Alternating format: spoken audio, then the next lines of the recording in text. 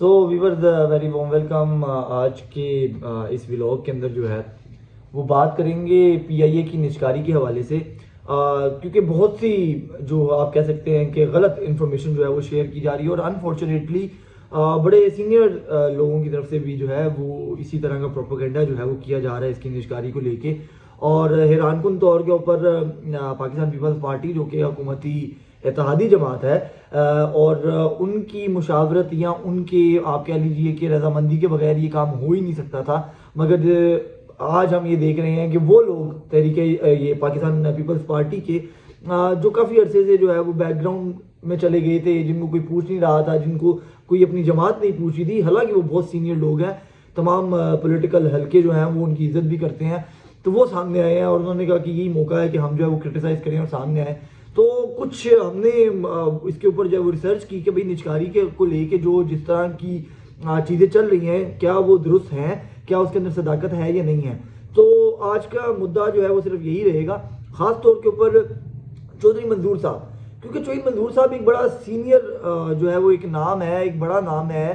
پھر تحریک انصاف والوں کی جو مخالفت ہے وہ سمجھ میں آتی ہے، لیکن چودھری منظور صاحب جو ہے وہ خود چونکہ پاکستان پیپلز پارٹی کے رہنما ہیں اور بڑے سینئر رہنما رہے ہیں، مرکزی قیادت میں رہے ہیں، منسٹر کا جو ہے وہ عہدہ ان کے پاس رہا ہے. تو آپ کی جماعت کی وجہ سے جو حکومت قائم ہے، آپ کی جماعت کے پاس تمام آئینی عہدے موجود ہیں، اور اس کے بعد آپ جیسا شخص آگے جو ہے وہ ایک پورا پروپیگنڈا کرے اور آگے یہ کہے کہ میں ابھی تک کنفیوز ہوں، کیونکہ یہ میں ماننے کو تیار نہیں ہوں کہ چودھری منظور صاحب کو حقائق جو میرے پاس پہنچ گئے ہیں وہ ان کے پاس نہیں ہوں گے کہ بھئی نجکاری کیوں کی گئی، کیا وجہ تھی، کتنا خسارے میں تھا، اور جو منافع کا انہوں نے ایک ڈھکوسلا چھوڑا ہے اس کے اوپر بھی ہم گفتگو کریں گے. تو یہ میں مان ہی نہیں سکتا ہوں کہ چودھری منظور صاحب جو ہے ان کو یہ معلوم نہ ہو کہ کیا سچویشن تھی، لیکن اس کے باوجود انہوں نے جو ہے وہ یہ والا اگر پورا سسٹم جو ہے وہ لے کے وہ سامنے آئے ہیں اور پھیلایا ہے، تو پھر یا تو اس کے پیچھے ایک پولیٹیکل ریزنز ہو سکتی ہیں، اگر تو ان کی پارٹی بھی ان کے ساتھ موجود نہیں ہے اس معاملے میں، تو پھر وہ اپنی ذاتی سیلف پروجیکشن کے لیے انہوں نے شاید یہ سارا کچھ کیا ہے. لیکن بہرحال ہم جو ہے وہ ان کے جتنے بھی دعوے تھے یا جتنے بھی انہوں نے اعتراضات اٹھائے ہیں وہ میرے سامنے ہیں. میں پہلے وہ آپ کے سامنے مختصراً بیان کر دیتا ہوں اور پھر اس کا ریبٹل جو ہے وہ بیان کر دیتا ہوں. اچھا، انہوں نے کہا کہ جی ایک تو یہ کہ قوم کو گمراہ کیا جا رہا ہے نجکاری کے اوپر، اور ان کا یہ کہنا تھا کہ جی خربوں کے اثاثے تھے پی آئی اے کے جن کو اونے پونے داموں میں بیچ دیا گیا ہے. اور سب سے امپورٹنٹ جو انہوں نے سوال اٹھایا جو کہ بہت زیادہ وائرل ہوا، وہ انہوں نے کہا جی پی آئی اے نے گزشتہ سال 26 ارب روپے کا منافع کمایا تھا، تو جب منافع کما لیا ہے تو اس کے بعد جو ہے وہ کس طریقے سے آپ جو ہے وہ اس کو سیل کر سکتے ہیں جب ایک ادارہ جو ہے وہ آپ کو منافع دے رہا ہے. تو آپ نے اس کی نجکاری کر دیا، پرائیویٹائز کر دیا. اور پھر انہوں نے کہا جی کہ خربوں روپے کے اثاثہ جات، پھر انہوں نے کچھ چیزیں بتائیں کہ جی ہوٹلز ہیں اور یہ ہے کتنی چیزوں کے کتنے ارب کے جو ہے وہ تمام معاملات ہیں، اور ان کو آپ نے 135 ارب روپے میں بیچ دیا ہے. تو یہ بیسیکلی ان کا اعتراض تھا. سب سے بڑا اعتراض ان کا یہ تھا کہ 26 ارب روپے کا جب ایک ادارہ جو ہے وہ منافع کما رہا ہے.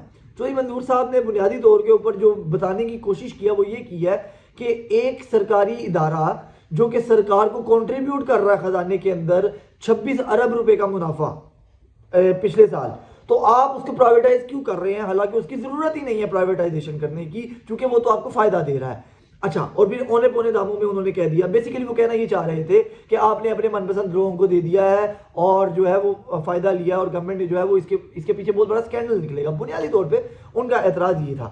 اچھا، یہ ہم نے سن لیا، حالانکہ میں بہت حیران ہوا ہے ان کی یہ والی گفتگو سن کے، کیونکہ میں یہ مان ہی نہیں سکتا ہوں کہ چودھری منظور صاحب جیسے سینئر آدمی کو تمام چیزوں کا اور حقائق کا علم نہ ہو.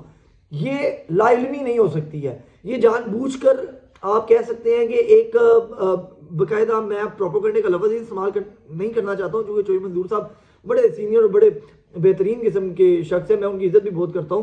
تو مجھے نہیں پتا کہ اس کے پیچھے ان کے کیا مقاصد تھے، سوائے اس کے کہ مجھے تو صرف یہی بظاہر ان کا مقصد نظر آتا ہے کہ کافی عرصے سے وہ بیک فوٹ پہ تھے، نہ ان کی پارٹی ان کو مین لائن مطلب سٹریم لائن میں لے کے آ رہی تھی، اور نہ کوئی اور ان کو پوچھ رہا تھا.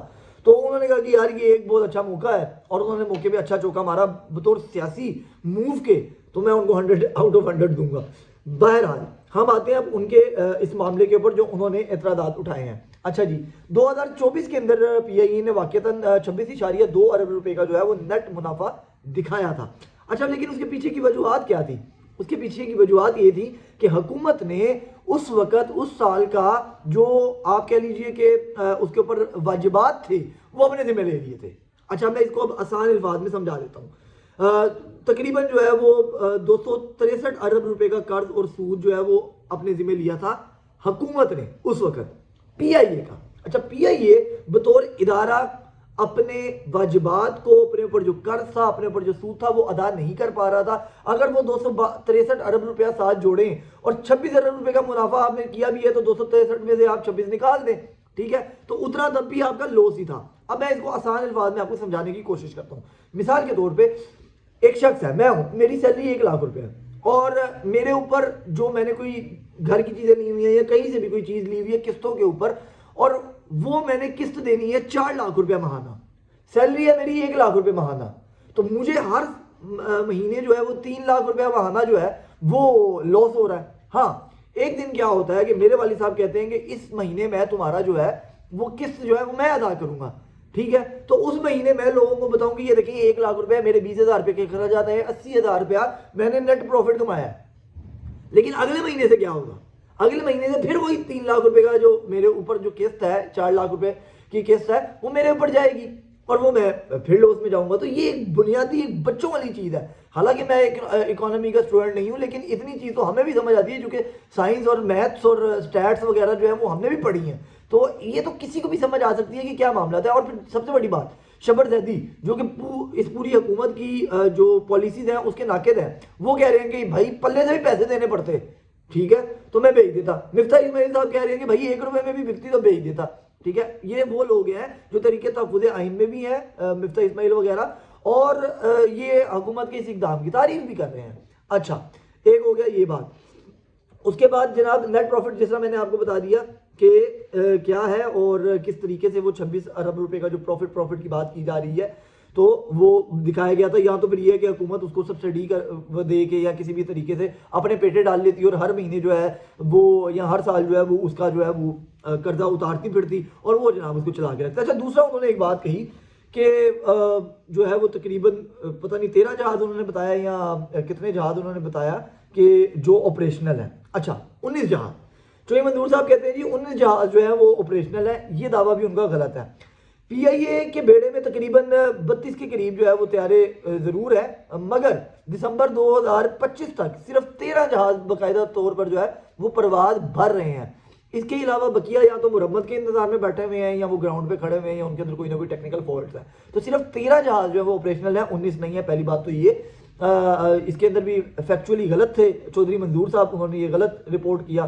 اچھا اس کے بعد سرکاری فہرست میں 64 روٹس موجود ہیں. اچھا روٹس کی بھی انہوں نے بات کی تھی، مگر یورپی یونین کی سابقہ پابندیوں، طیاروں کی کمی کی وجہ سے اور مالی وسائل کی وجہ سے، اور خاص طور پہ یورپی یونین کی پابندیاں آپ کو پتہ ہونا چاہیے کہ تحریک انصاف کے دور کے اندر جو غلام صاحب تھے، غلام سرور صاحب، انہوں نے ایک بہت بڑا بھنڈ مارا تھا جس میں انہوں نے کہا تھا یہ کہ جو پائلٹس ہیں ان کی ڈگریاں جعلی ہیں، جس کے بعد ہمارے پہ پابندیاں لگ گئی تھیں. تو وہ جو روٹس ہے اس کا فائدہ کوئی نہیں ہے، وہ بلکہ آپ یہ سمجھ لیجئے کہ الٹا ہمیں نقصان دیتے ہیں. ابھی جب ہم نے دیکھا ہے کہ وسیم بدامی صاحب نے انٹرویو کیا ہے عارف حبیب صاحب کا، تو انہوں نے کہا کہ جو روٹس ہمیں پیسہ نہیں دے رہے اور نقصان دے رہے ہیں وہ ہم بند کر دیں گے، وہ آپریشنل ہی نہیں رکھیں گے. تو ٹیکنیکلی تو یہی ہونا چاہیے، حکومت کب تک اپنے پلے سے بھر کے جو ہے وہ آپ کو فری روٹ جو دے. تو یہاں پہ بھی فیکچولی بیسیکلی غلط تھے چودھری منظور صاحب. اچھا دوسرا انہوں نے کہا جی کہ لاہور، کراچی، ملتان، پشاور وغیرہ میں کل 8 کے قریب جو ہے وہ قابل ذکر عمارتیں ہیں جو کہ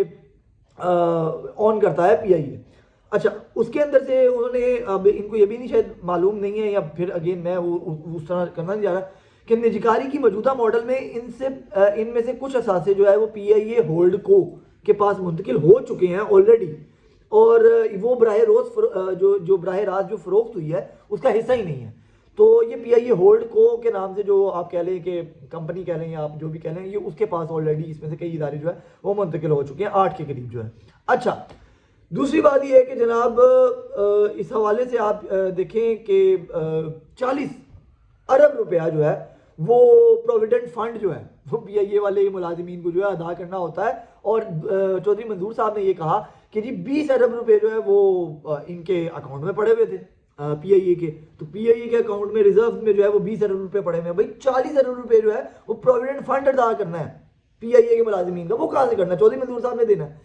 تو اتنے مطلب فیکچولی انکریکٹ باتیں چودھری منظور صاحب نے کی ہیں کہ اس کا مطلب ہر قسم کا جواب موجود ہے۔ عام پڑھنے والا، عام شعور رکھنے والا سیاسی یا صحافی، صحافت کا جو طالب علم ہوگا، اس کو یہ سمجھ آ رہی ہے کہ بھائی کیا ہوا ہے، اور نہیں سمجھ آ رہی تو یار جو اکانومسٹ بتا رہے ہیں کہ ٹھیک ہوا ہے ان کو سن تو لو۔